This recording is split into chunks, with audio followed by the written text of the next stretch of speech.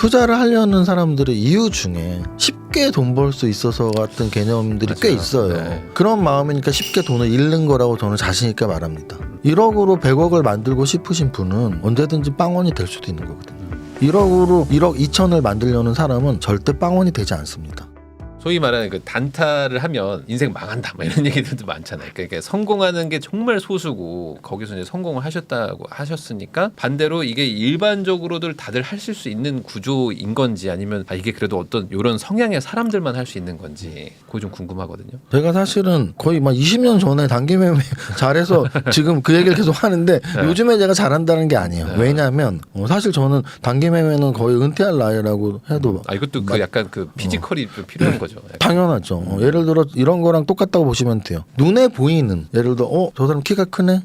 저 사람 몸이 건강하네. 눈에 보이잖아요. 키 작은 사람한테 키 크다고 할 수 없고 잘생긴 사람한테 못생겼다고 할 수도 없어요. 그런데 정신적으로 하는 일들에 대해서 뇌가 하는 일들에 대해서는 우리가 평가를 내리기가 쉽지 않습니다. 그래서 좀 그쪽은 우리가 운이 좋았네라는 말을 되게 많이 하죠. 그런데 우리가 바둑 기사들에 대해서 운이 좋다는 말 하지 않잖아요. 네. 왜냐하면 급이 있고 단이 있고 대회에서 서로 붙어보면 누가 제일 잘하는지 우승을 하고 하니까. 근데 그 치열한 뇌로 승부하는 바둑 기사들 그 유명했던 사람들도 한 30이 넘어가면 거의 뭐 은퇴할 나이가 다 돼가는 거거든요. 또는 게이머들. 네, 프로게이머들도 프로게이머들도 마찬가지잖아요. 사실 뭐 한 10대 후반부터 20대 초반이 완전 전성기고 30 넘어가면 사실은 다 은퇴했겠죠. 저는 단기매매도 똑같은 거라고 봐요. 이게 다른 내용이 아니에요. 그러니까 저는 지금 단기매매를 절대 추천하거나 좋다고 말하는 게 아니고요. 저는 중장기 투자도 엄청 잘하는 사람인데 이제 질문을 단기매매부터 질문한 거니까 대답을 하는 건데 단기매매는 사실은 아까 질문하신 것처럼 모두가 잘할 수 없습니다. 당연히 성향이 당연히 맞아야 되고요. 고스톱을 친구 3명이 치는데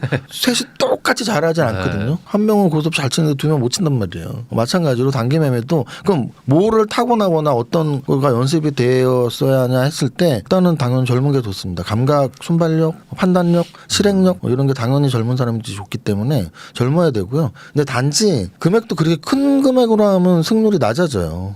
단기매매는 사실은 1억으로 하느냐 10억으로 하느냐 10억 이상으로는 단기매매 하는 건 거의 무의미합니다. 왜냐하면 내가 사면서 올라가고 팔면서 내려가기 때문에 어느 정도 단기매매의 금액은 한계가 있고 그래서 좀 빠른 판단력이나 이런 것들이 우선시 되기 때문에 차트, 재료 분석 그리고 빠른 판단력 약간 젊은 분들이 잘할 수 있고 또 하나는 이 영상을 보시는 분들 중에 10분 중에 한 8분은 당연히 중장기 투자가 맞아요. 왜냐하면 시간 투자거든요. 시간 투자. 중장기 투자는 내가 주말에 한 5시간 공부하고 월요일날 이 종목 사서 한 1년 갖고 있어야겠다. 그게 중장기 투자란 말이에요. 네. 그럼 토요일, 일요일날 좋은 종목 골라서 월요일날 사면 1년 동안 할 일 없단 말이에요. 물론 계속 레벨업을 시키고 그 종목이 어떻게 되는지 계속 봐야 되는데 그렇지 않고서는 크게 매일매일 장중에 할 필요는 없어요. 네. 장중에 해야 되냐 안 해도 되냐의 가장 큰 차이가 이제 매매와 투자의 차이인데 매매는 당연히 장중에 해야 되잖아요. 네. 그래서 직장인 분들은 사실은 매매에 되게 적합하지가 않죠. 네.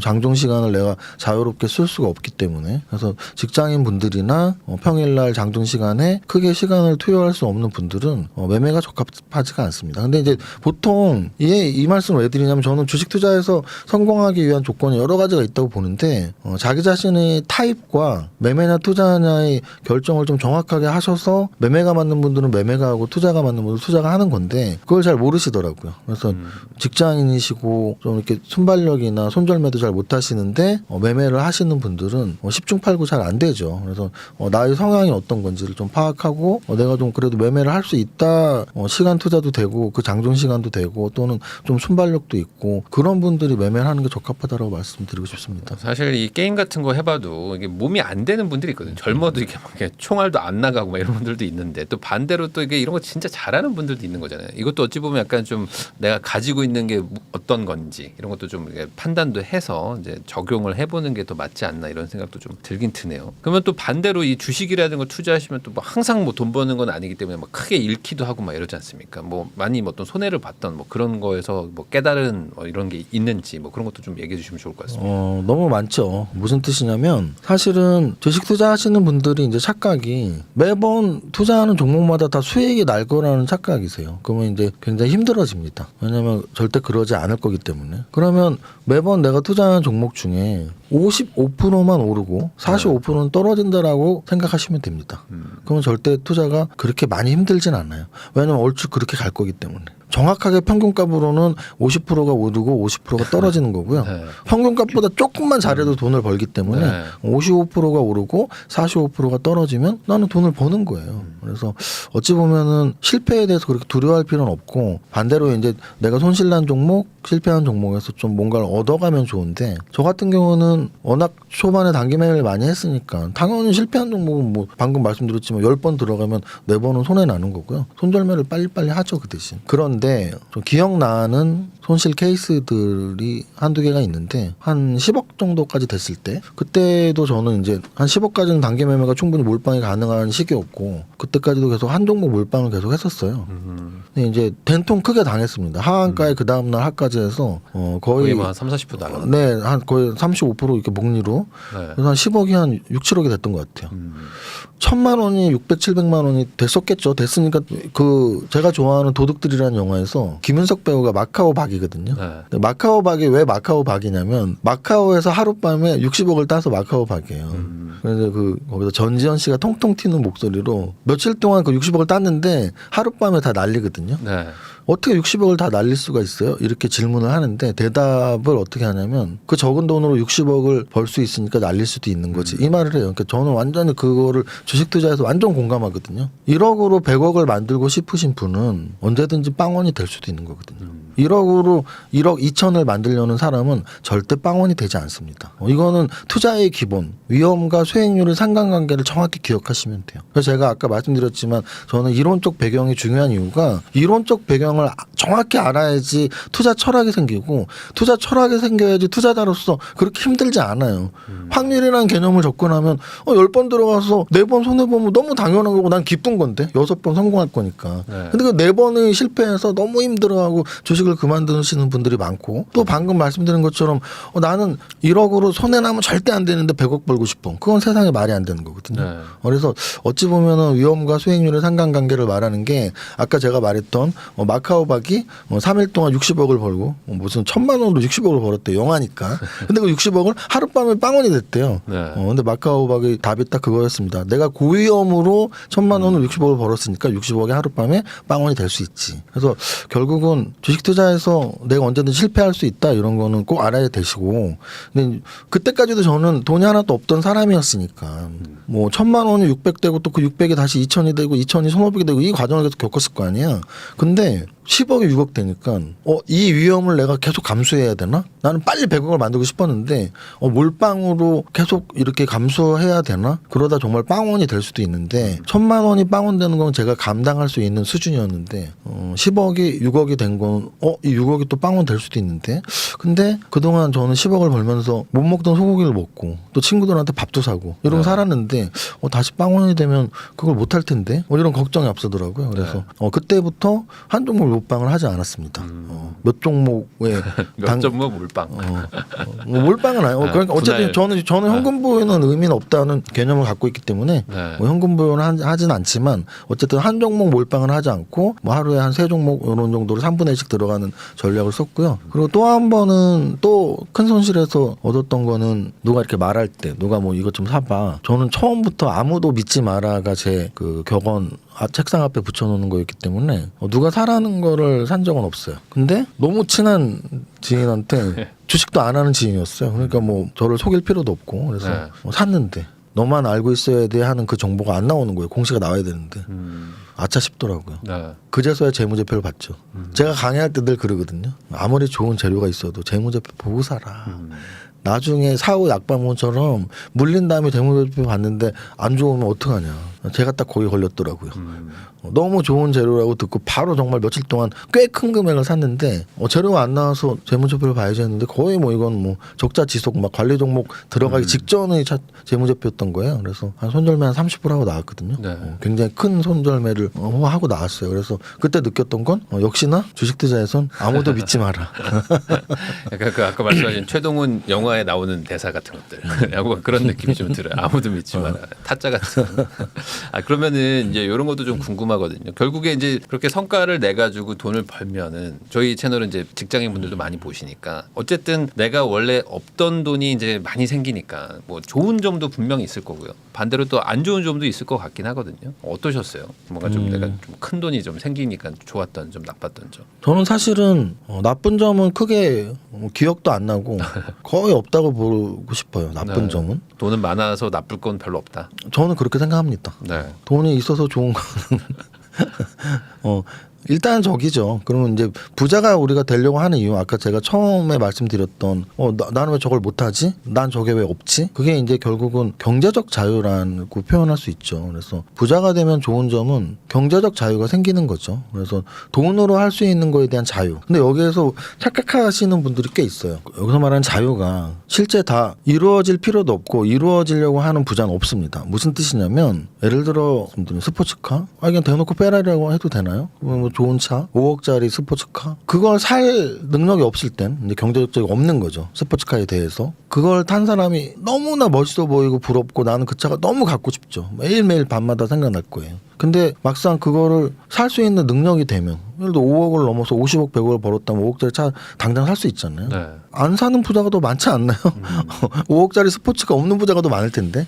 하지만 그 없어도 하나도 부럽지 않습니다. 나는 당장 오늘 가서 계약할 수 있으니까. 저는 그게 자유라고 보거든요. 네. 자유라는 건 내가 그걸 꼭 하는 게 아니고 나 해도 그만 안 해도 그만인데 그게 자유잖아요. 그래서 네.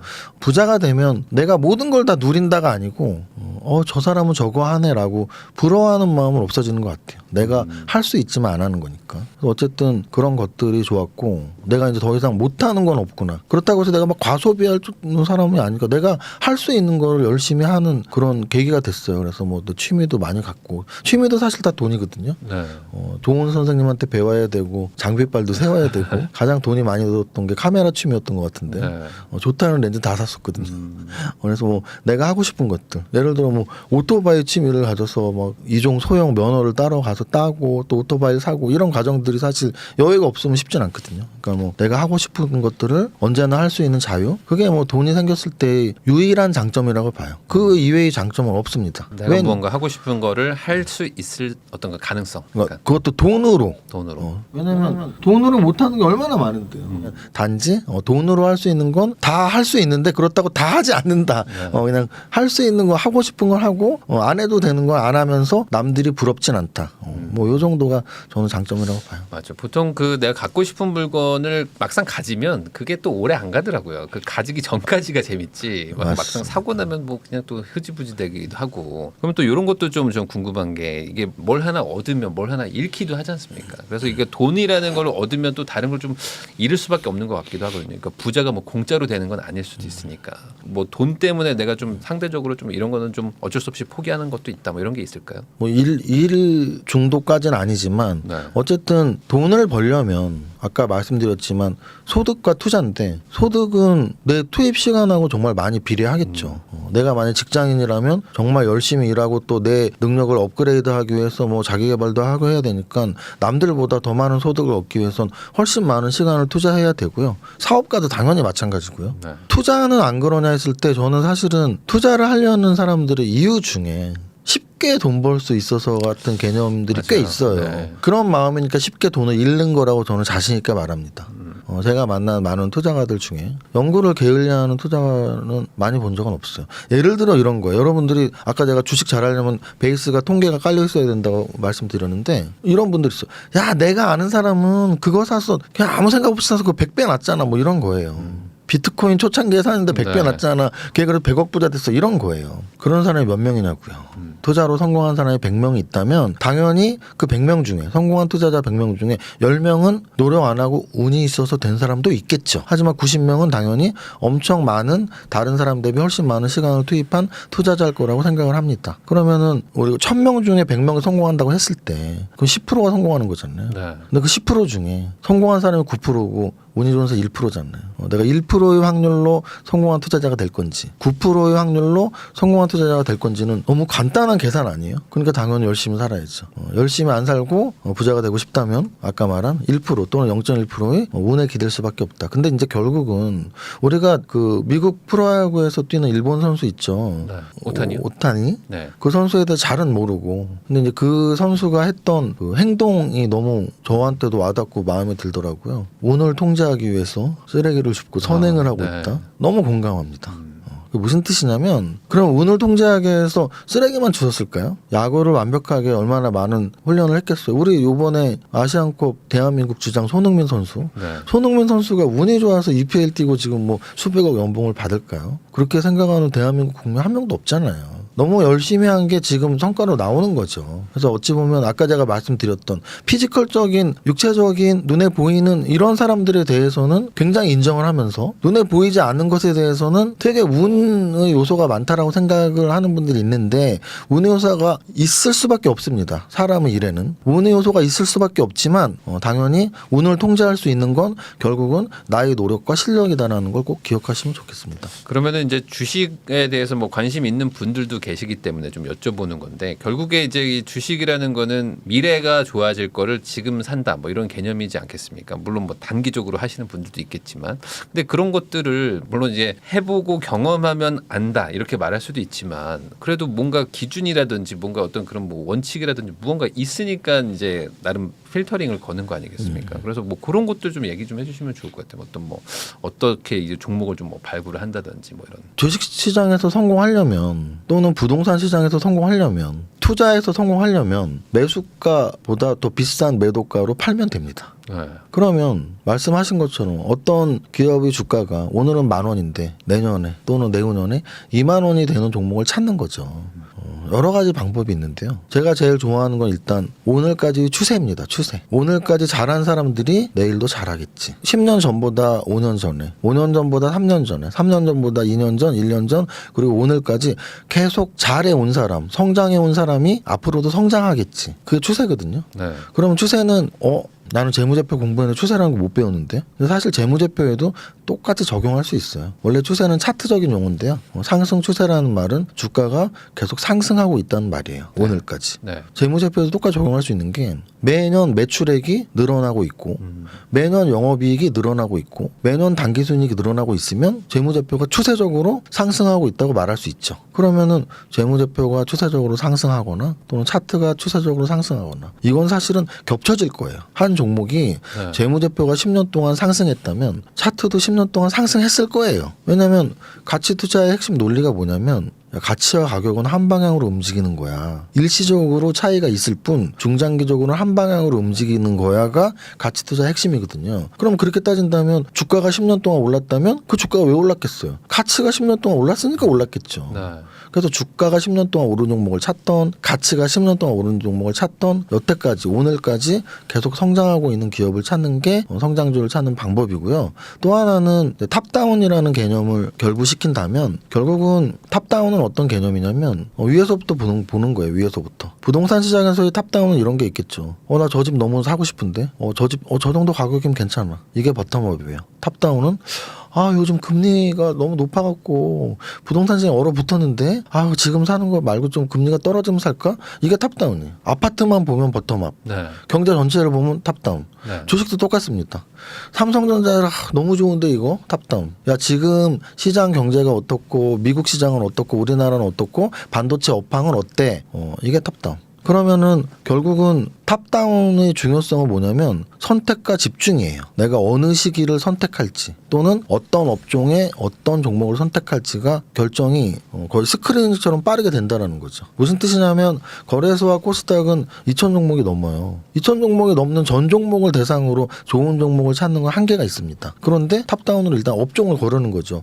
나는 반도체 업종이 앞으로 엄청 좋을 것 같은데 그럼 반도체 업종을 픽을 하는 거죠. 그 안에서 원픽 종목을 고르는 거고 아까 말씀드렸지만 원픽 종목을 고를 때는 차트 중요 포인트들 또 재무제표 중요 포인트들 또 재료 가치가 좋은 게 있는지 이런 걸 비교해 가면서 한 종목을 고르는 거거든요. 그래서 일단은 성장주를 찾는 좋은 방법은 성장 산업에서 찾아라. 성장 산업은 그럼 어떻게 알아요? 우리 이미 다 알지 않나요? 여러분들 주식 한 달만 해도 다 알 텐데. 그죠? 건설 산업, 은행 산업, 조선 산업 이런 산업은 더 이상 성장 산업이라고 생각하지 않을 걸요. 보통 사람들이. 반대로 자율주행 산업, AI 산업, 반도체 산업, 제약바이오 산업 이런 산업을 성장 산업이라고 생각할 거예요. 그 이유는 글로벌 또는 우리나라 주식시장의 시총 변화하고도 관계가 있어요. 지금 미국에서 매그니피션트 세븐 하는 종목들이 우리가 익히 알다시피 시총이 큰 7종목이면서 S&P 500 지수 전체 500 종목의 평균 작년 성장률이 한 3%라고 했을 때 얘네가 한 15% 됐대요. 그럼 다른 평균 기업들의